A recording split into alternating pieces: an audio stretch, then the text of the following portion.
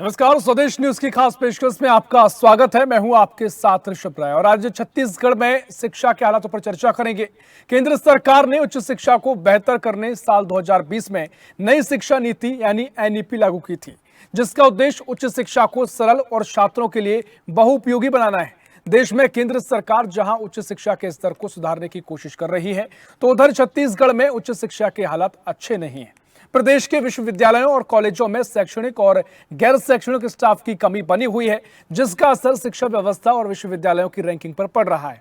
प्रदेश में विधि, तकनीकी, पत्रकारिता समेत 12 से ज्यादा सरकारी विश्वविद्यालय हैं, लेकिन कॉलेजों में शिक्षकों की कमी से व्यवस्था में सुधार नहीं हो पा रहा है। प्रदेश में बीते 10 सालों में 545 से ज्यादा प्रोफेसर की भर्ती कई कारणों से अटकी हुई है। एक बार फिर सुन लीजिए, पिछले 10 सालों से 545 से ज्यादा प्रोफेसर की भर्ती कई कारणों से अटकी पड़ी हुई है, नहीं हो पाई है। सरकार विज्ञापन निकालती जरूर है, लेकिन भर्ती अटक जाती है। प्रदेश के सबसे बड़े विश्वविद्यालय पंडित रविशंकर शुक्ल विश्वविद्यालय में बीते 2.5 सालों से स्थायी कुल सचिव नहीं है, यानी महत्वपूर्ण पद पर रहने वाले जिम्मेदार ही नहीं है। तो बिलासपुर का सुंदरलाल शर्मा विश्वविद्यालय भी सुन लीजिए, यहां प्रभारी कुल सचिव के भरोसे पूरा विश्वविद्यालय चल रहा है।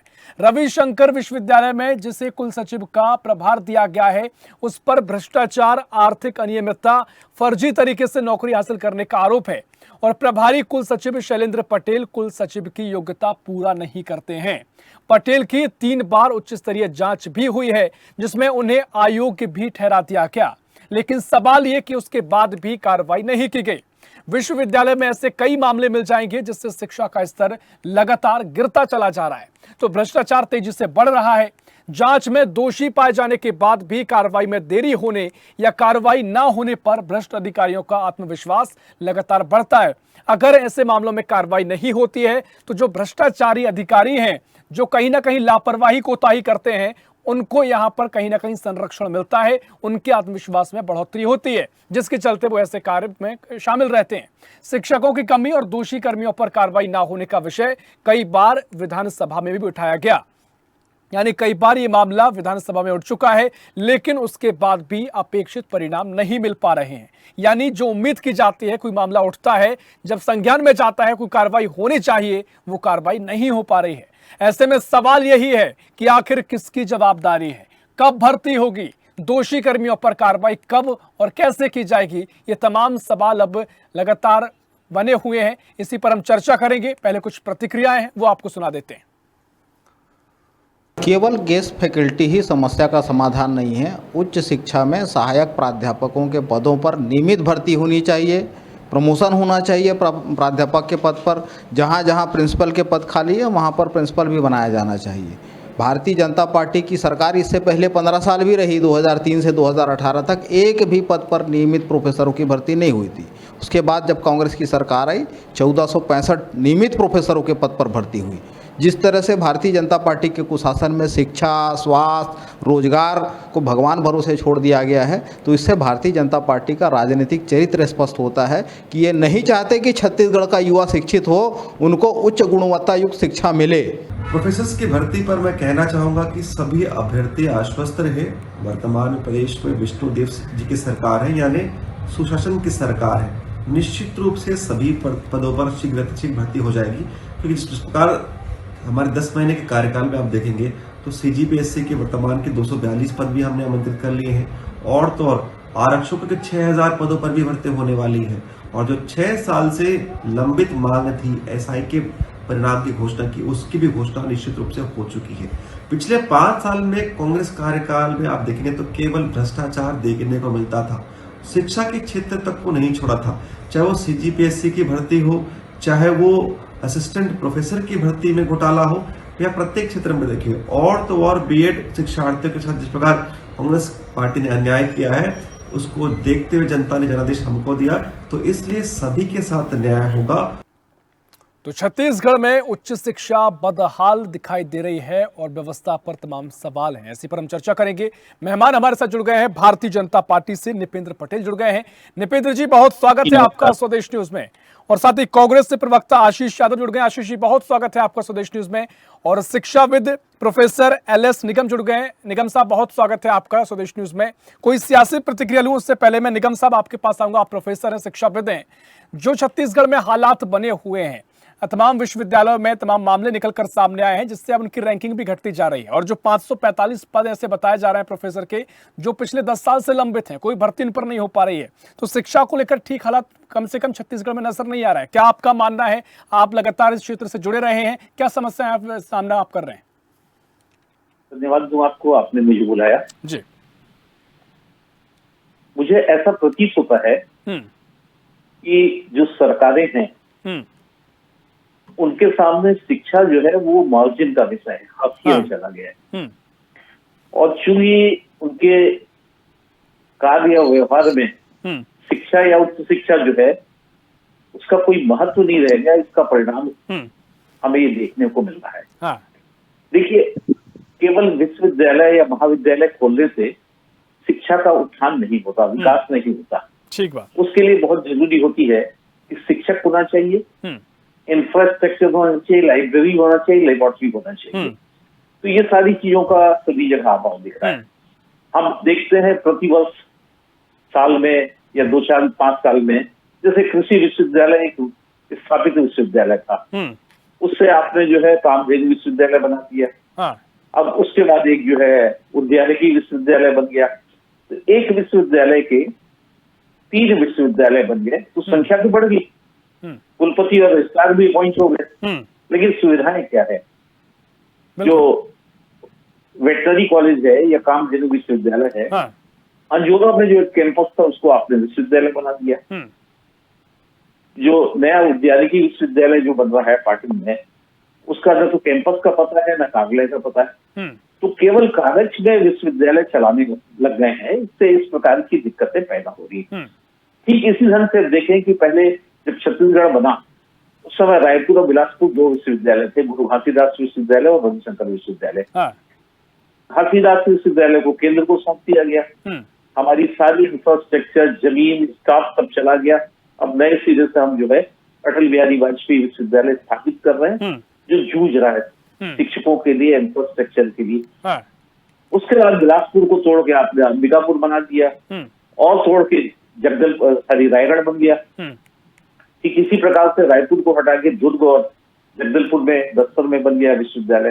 तो विश्वविद्यालय तो खुलते जा रहे हैं, कुलपति और रजिस्ट्रार आ जाते हैं, उनको संसाधन भी जुट जाते हैं, लेकिन जो एक्चुअल होता है, टीचिंग डिपार्टमेंट है या जो शिक्षक है, जो इंफ्रास्ट्रक्चर है, वो तो है ही नहीं। तो ऐसे में हम कैसे कल्पना करेंगे कि हमारी शिक्षा जो है व्यवस्था उच्च स्तर की हो पाएगी? बिल्कुल निगम साहब, और आपकी चिंता बिल्कुल स्वाभाविक है। और वाकई में, क्योंकि छात्रों के साथ अगर न्याय हम करते हैं, अच्छी शिक्षा की गारंटी देते हैं, तो वाकई में व्यवस्थाओं को बेहतर करना सरकार का प्रमुख काम होना चाहिए, जो कि अभी तक कोई भी सरकार रही हो देखने को नहीं मिला है। चर्चा को आगे बढ़ाएंगे। निपेंद्र पटेल जी, पहले आपके पास में आ रहा हूँ। जिस तरीके से तमाम हालात पैदा हुए हैं, क्या बड़ी वजह है? जी, 545 से जो प्रोफेसर के पद खाली हैं, तमाम और भी इसके अलावा पद हैं, लेकिन 10 सालों से कोई भर्ती नहीं हो पाई है। इसमें आपकी सरकार भी रह चुकी है, रमन सिंह सरकार, उसके बाद कांग्रेस की सरकार भी आई, और फिर आपकी सरकार है। और तमाम तरीके से जो लापरवाही, जो भ्रष्टाचार के मामले तमाम विश्वविद्यालयों में देखने को मिले हैं, इन पर अगर कार्रवाई नहीं की जाती है तो तमाम ऐसे जो अधिकारी हैं जो इस तरह के कार्यों में शामिल होते हैं, उनको हौसला मिलता है और कहीं ना कहीं उनका आत्मविश्वास बढ़ता है। तो क्या ये हालात हैं? सबसे पहले सवाल आप पर। जी देखिए, छत्तीसगढ़ की भाजपा सरकार जो है वो उच्च शिक्षा में लोगों को अच्छी शिक्षा मिले, इसके लिए प्रयासरत है। अब इसीलिए अभी 4 तारीख को जो है वो 131 विश्वविद्यालयों में प्राचार्यों की नियुक्ति की गई है, जो प्रोफेसर है उनको पदोन्नत करके। और अभी उपचुनाव के बाद आप देखिए जल्दी ही जो है विश्वविद्यालयों से, उच्च शिक्षा विभाग से खाली पद की जानकारी मांगी गई है, और ये भर्ती प्रक्रिया जल्द ही आरंभ होगी इस पे। और उच्च शिक्षा का मामला तो ऐसा है कि नहीं, किसी को भी तो नहीं पढ़ सकते, स्कूल का मामला है नहीं। यहाँ पर जो है वो योग्य शिक्षक या प्रोफेसर जो है उनकी ही नियुक्ति की जाएगी, और PSC के माध्यम से जल्द ही भर्ती के लिए जो है विज्ञापन जारी किए जाएंगे। नहीं सर, लेकिन ये संतोषजनक आपका प्रतिक्रिया मेरे को नहीं लगी, क्योंकि आज से हालात नहीं है। मैंने पहले ही जिक्र किया, आपकी सरकार पहले भी रह चुकी है और यहाँ तक योग्यता की बात है तो मुझे ऐसा लगता है कि इतना कंपटीशन है, इतनी सारी चीजें हैं, योग्यता तो बहुत सारी है सर, प्रक्रिया में कई बार जो देरी हो जाती है उसका सामना करने की बड़ी सवाल उस पर खड़े होते हैं। सर देखिए 2015 में भी हमने जो है 900 जो 64 सहायक प्राध्यापकों के पद भी पीएससी के माध्यम से भरे गए थे और 254 जो है वो मेडिकल में जो सहायक प्राध्यापकों के पद भरे गए थे। उसके बाद में अभी सरकार आए हुए हमारी सरकार आए हुए अभी सिर्फ 9 माह हुए हैं और ये उपचुनाव के बाद जल्द ही जो है वो उच्च शिक्षा विभाग से शिक्षकों के खाली पद मांगकर और जो प्रयोगशाला परिचारक या फिर जो भी अन्य गैर शिक्षकीय पद हैं वो उनकी जानकारी मांगकर जल्द ही भरने का काम किया जाएगा। सरकार इस पे गंभीर है, नई शिक्षा नीति लागू हुई है, सेमेस्टर वाइज जो है वो पढ़ाई हो रही है तो उसके हिसाब से भी शिक्षकों की भर्ती होगी जल्दी। ठीक है, जितनी सरकार गंभीर है आप कह रहे हैं वो जमीन पर उतरे, वो गंभीरता हमारी काफी उम्मीदें हैं, सभी युवाओं की उम्मीदें रहती है और वाकई में क्योंकि यही युवाओं के लिए दौर होता है जब वो अपने जीवन की क्या भविष्य होगा वो तय करते हैं और अगर व्यवस्थाएं ठीक नहीं है तो भविष्य उनका बर्बाद हो जाता है। खैर तमाम तरीके से आप बातें कह रहे हैं, चर्चा को आगे बढ़ाएंगे। आशीष यादव जी, तमाम सवाल आपने भी खड़े किए लेकिन आप ही की सरकार, अभी पिछली सरकार आप ही की थी और तब भी ये हालात थे, तमाम तरह के मामले भी सामने आए विश्वविद्यालयों में। क्या वजह है कि आपकी सरकार में भी जो आप दावा करते हैं कि हमने तमाम तरीके से काम किया है तब भी कुछ देखने को नहीं मिला और अभी क्या कुछ आपका तरफ जो हालात बने हुए हैं? ऋषभ जी देखिए ये विषय बहुत गंभीर है और मैं आपसे अनुरोध करना चाहूंगा कि मुझे थोड़ा सा समय भी दीजिएगा इस बात को समझाने का, क्योंकि गंभीर मामला इसलिए कि इसकी शुरुआत कैसे हुई इस बात को समझना। भारतीय जनता पार्टी की सरकार रहती है 10 साल शासन में और इतने सारे कॉलेज खोले जाते हैं, इतने सारे एफिलिएशंस दिए जाते हैं कॉलेजों को। अगर हम इंजीनियरिंग कॉलेजेस की बात करें तो 150 से अधिक कॉलेजेस खोल दिए गए और आज की स्थिति में उसमें से 50% कॉलेज बंद हो जाते हैं और नियम कानून सारी व्यवस्थाओं को ताक पे रख के एफिलिएशंस बांटे गए। इस पे किस तरीके का भ्रष्टाचार हुआ, क्या लेन देन हुआ कि इतने कॉलेजों को एक प्रोफेशनल डिग्री देने के लिए एफिलिएशंस दे दिए गए। उसके बाद एक बहुत सुनियोजित मतलब बहुत ही प्लान्ड तरीके से इन विश्वविद्यालयों में, इंस्टीट्यूशंस में संघ के लोगों को, जो संघ की विचारधारा में एकदम स्पष्ट रूप से आरोप लगा रहा हूं भारतीय जनता पार्टी पर कि आरएसएस संघ की विचारधारा के लोगों को प्लेस किया गया, उनको इन्फ्यूज किया गया अंदर तक, उच्च पदों से लेकर कंसल्टेंट जैसे छोटे पदों पर, वो भी बैकडोर्स एंट्री के साथ। इन पदों को आप देखेंगे तो ये पदों की कोई नियुक्ति पीएससी के द्वारा, छत्तीसगढ़ पीएससी के द्वारा नहीं की गई है। पैनल में नाम डिसाइड हुआ, एक क्राइटेरिया क्रिएट किया गया और उस क्राइटेरिया के बेसिस पर कर दिया गया। और कंसल्टेंट की भर्ती होगा तो आप देखेंगे कि आपको कहीं सरपैरी नजर नहीं आएगा, ना एलिजिबिलिटी क्राइटेरिया नजर आएगा। पूरी करने के लिए पूरी प्रक्रिया बनाई गई, कोई प्रक्रिया खास थी नहीं वहां पर, कोई प्रक्रिया नहीं थी सर। और आपको मैं एक बात बताता हूं, आज की प्रेजेंट की सिनेरियो में जो अभी वर्तमान स्थिति है, आप देखिए पंडित रविशंकर में 2.5 साल से वाइस चांसलर का पद खाली है, वो नियुक्ति नहीं कर पा रहे हैं। अब उसके बदले, लेकिन सर 2.5 साल से नियुक्ति नहीं हो पा रही है, उसके पहले तो सरकार आपकी रही है, तमाम प्रयास किए जा सकते थे सर आपने, मैं आपको बताता हूं प्रदेश स्तर पर इंस्टीट्यूशंस में जो संघ के इतने पदाधिकारियों और अधिकारियों को भरा गया है कि उसको ठीक तरीके से चलाना असंभव है। एक कोई भी मशीनरी चलने के लिए उसके कंपोनेंट्स का वर्क करना इंपॉर्टेंट है और वो कंपोनेंट जो है, जब कांग्रेस पार्टी की सरकार रही तो वो ऑपोजिट डायरेक्शन में ही काम कर रहे थे। आप देखिए रजिस्ट्रार है वहां के, उन रजिस्ट्रार के खिलाफ जो है एबीवीपी को प्रदर्शन करना पड़ा। भारतीय जनता पार्टी के सरकार रहते हुए अगर एबीवीपी किसी रजिस्ट्रार को हटाने की मांग करती है तो आप समझ लीजिए कि किस स्तर का भ्रष्टाचार और किस स्तर की मनमानी जो है इन पदों पर संघ के लोगों को बिठाने के लिए की गई होगी। आप थोड़ा सा आगे बढ़ेंगे तो मैं आपको बताता हूं कि आप देखिए, मैं यूनिवर्सिटीज के नाम लेता हूं और स्पष्ट रूप से कहता हूं, उनके जो वाइस चांसलर्स है नाम के साथ बताता हूं कि वो संघ से जुड़े हुए हैं और वो संघ की शाखाओं में देखे जाते हैं, पाए जाते हैं। मैं आपको बता रहा हूं, आप कुशाभाऊ ठाकरे की पत्रकारिता यूनिवर्सिटी ले लीजिए, इंदिरा गांधी यूनिवर्सिटी ले लीजिए, बस्तर ले लीजिए या हेमचंद यादव ले लीजिए। और सर 2 मिनट में आपसे समय लेता हूं। देखिए आशीष, लेकिन योग्यता मैटर करती है, किस विचारधारा से तमाम लोग ऊपर स्वतंत्र रहते हैं, कोई भी किसी विचारधारा से जुड़ सकता है, लेकिन अगर योग्य तो सवाल नहीं होने चाहिए। लेकिन सवाल यहाँ पर मेरे जो दूसरे थे, तमाम ऐसे मामले सामने आए, वो क्यों आ रहे हैं? सर मैं उसी पर आ रहा था, योग्यता पर आ रहा था। मैं खुद जो है 2016 में सीएसवीटीयू का चुनाव लड़कर सीएसवीटीयू का प्रेसिडेंट बना था, विश्वविद्यालय अध्यक्षता। मैं आपको बताता हूँ वहां की स्थिति। आज वहां पर जो है सचिनंदन शुक्ला जी को वहां पर प्रभारी इंचार्ज बनाया गया है, वाइस चांसलर बनाया गया है। आप सोचिए, एक नॉन टेक्निकल आदमी जो कोई एलिजिबिलिटी क्राइटेरिया मीट नहीं करता है, छत्तीसगढ़ की एक लौती टेक्निकल यूनिवर्सिटी के वीसी बनने की, पर भी वो आज वहां वीसी के पद पर पदस्थ है। आप देखिए कि इस जगह जहां पर सीएसवीटीयू में, मैं आपको बताता हूं कि पिछले जो रजिस्ट्रार रहे उनसे जुड़े हुए अगर आप लोगों को देखेंगे या ठीक है आप आशीष जी, देखिए, समय कम है। बस मैं एक बात पे कंफर्म कर रहा था, अभी बस जो विजय शर्मा जी अब जो कमान संभाली है उन्होंने, उनके आने से और क्या ब्लंडर हुआ है, बस एक सेकंड में आपको बताता हूं। आप कम सिर्फ शब्दों में, नाम जी। सुनिएगा तो ब्लंडर समझ जाइएगा। सीएसवीटीयू की आपको बात बता रहा हूं, वहां पर जो डीटी की इंचार्ज है प्रियंका शुक्ला जी, इन्फोसेट भावना Shukla ji, RTI in charge Urmila Mishra ji, CFO नीलम पांडे जी, और जो है वहां पर कौशल सेतु के यूके मिश्रा जी। ठीक है, मुझे लगता है कि आप डॉक्यूमेंट लेवल पे से अगर आप पेश करना चाहे कर सकते हैं। डिबेट को शासन स्तर पर देखा जाता है, इस पर जरूर संज्ञान में मामला आएगा। नृपेंद्र जी मैं आपके पास आ रहा हूँ, तमाम बातें वो आरोप लगा रहे हैं, इस पर क्विक रिएक्शन आपका, फिर निगम जी के पास में जाऊंगा। देखिए, संघ कोई राजनीतिक संगठन तो है नहीं, तो कोई संघ से जुड़ा जब योग्यता होगी तभी तो उनकी नियुक्ति की गई है।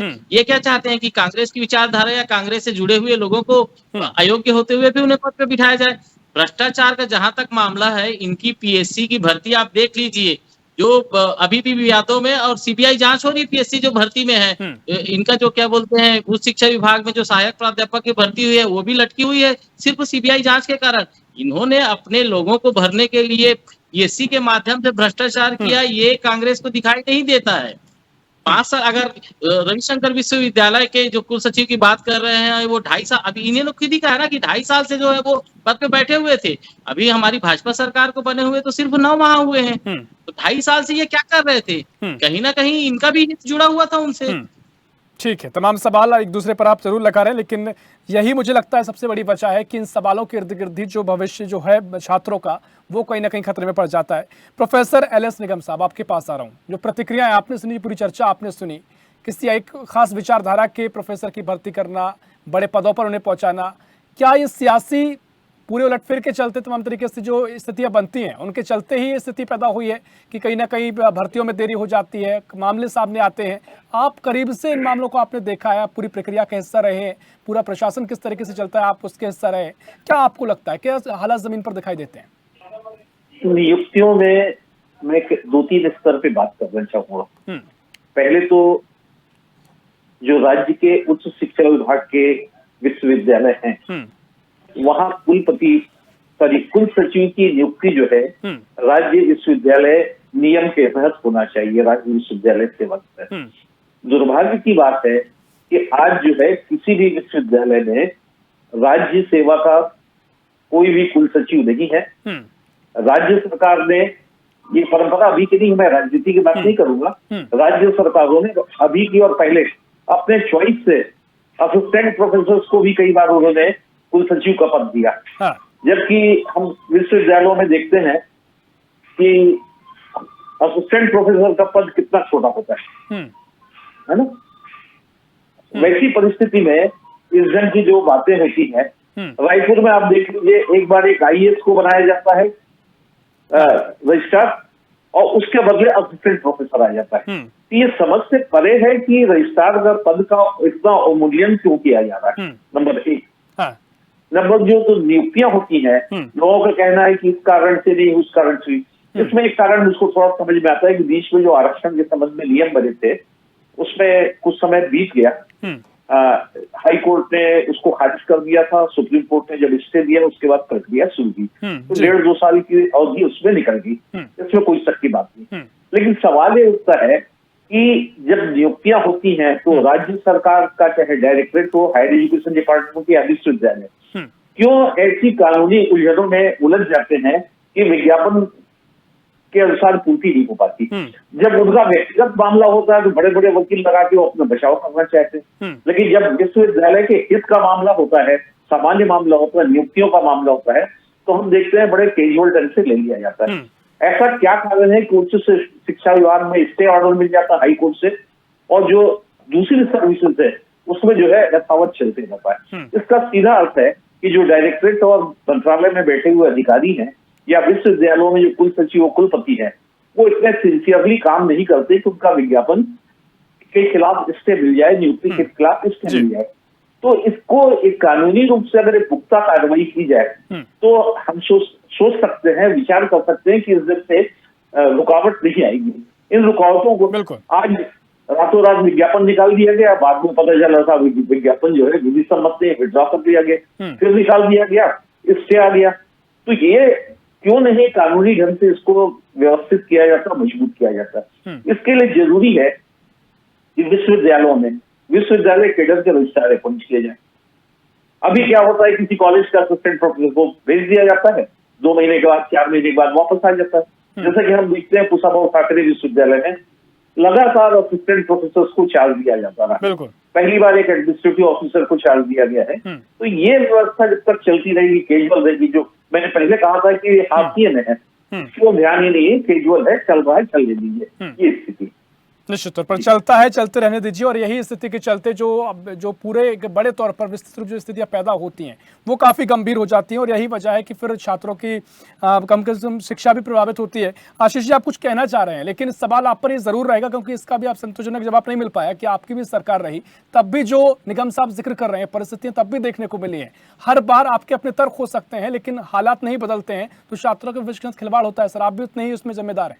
देखिए, निश्चित रूप से मैं ये कहना चाहूंगा कि जो ये आज हम डिबेट कर रहे हैं उस पर 2 बहुत बड़े विषय हैं। सबसे पहला, जो बड़े स्तर का भ्रष्टाचार हो रहा है, इसको आप देखिए, ये बड़े स्तर का भ्रष्टाचार किया जा रहा है अपने लोगों को बिठाकर, और एक तरीके से जो केंद्र का फंड आता है, चाहे वो ट्रेनिंग के लिए आता हो या किसी ऐसे भ्रष्टाचार के मामले अगर मैं गिनाने निकलूंगा तो शायद समय कम पड़ जाए। दूसरा, आप देखिए, छत्तीसगढ़ का युवा जो छत्तीसगढ़ में पढ़ता है वो छत्तीसगढ़ में नौकरी करना नहीं चाहता, वो छत्तीसगढ़ से ब्रेन ड्रेन हो रहा है पिछले 15 साल से। हम देख रहे हैं कि हमारा युवा वर्ग जो 22 साल से 36-38 साल के लोग हैं वो छत्तीसगढ़ में नहीं रहते हैं, वो अपनी नौकरी पाने के लिए बाहर जा रहे हैं, क्योंकि छत्तीसगढ़ में जो यूनिवर्सिटीज हैं वो करियर काउंसलिंग से लेकर जो यूटीडी बिठाने से लेकर कंपनीज लाने का काम कब करेंगी। कोई भी सरकारी यूनिवर्सिटी हमारे यहाँ पर अपना ट्रेनिंग एंड प्लेसमेंट सेल तक नहीं बना पाई है आज तक, पिछले 15 साल। लेकिन सर, 1-1.5 साल पहले तो ये पूरे बयान कांग्रेस की ओर से नहीं दिखाई देते थे, तब तो बड़ा अच्छा नजर आता था कि सब कुछ बढ़िया चल रहा है। नहीं, मैं बिल्कुल साफ तौर से कह रहा हूं कि पिछले 5 साल में भी इस पे कार्य नहीं हो पाया, क्योंकि वहां बैठे हुए लोगों का इस पर इंटरेस्ट ही नहीं है। बिल्कुल समय कम है। पटेल साहब, क्विक रिएक्शन कम शब्दों में, बहुत समय कम बचा हुआ है। निपिंद्र जी, देखिए, मैं तो ये कांग्रेस के मित्र से सवाल करना चाहता हूँ, 5 साल में इन्होंने ब्रेन ड्रेन को रोकने के लिए कोई प्रयास किया क्या? नहीं किया है। अभी देखिए, उपचुनाव के बाद में हमारी सरकार जो है वो इस दिशा में नई शिक्षा नीति जो लागू हुई है, केंद्र सरकार के द्वारा जो नई शिक्षा नीति लागू हुई है, उसके अनुरूप भर्ती और जो है वो पढ़ाई के कार्यक्रम जो है वो किए जाएंगे।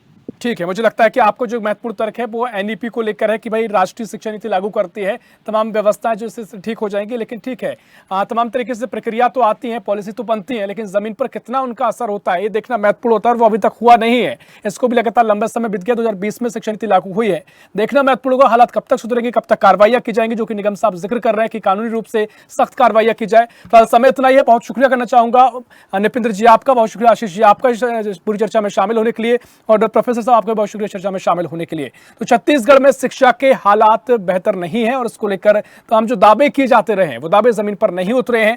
कांग्रेस का अपना तर्क है, क्योंकि 5 साल इनकी भी सरकार रही, इन्होंने कहा कि यहाँ पर ऑलरेडी जो सिस्टम बना बैठा है उससे निपटने में समय लगेगा, तमाम समस्याओं का सामना करना पड़ता है। बीजेपी का कहना है प्रक्रिया चल रही है, लगातार हालात बेहतर हो रहे हैं, लेकिन छात्रों की क्या कुछ मंशा है वो तो आगे वक्त बताएगा। फिलहाल के लिए इस खास पेशकश में इतना ही। देश प्रदेश की और भी खबरों के लिए देखते रहिए स्वदेश न्यूज, सबसे पहले देश।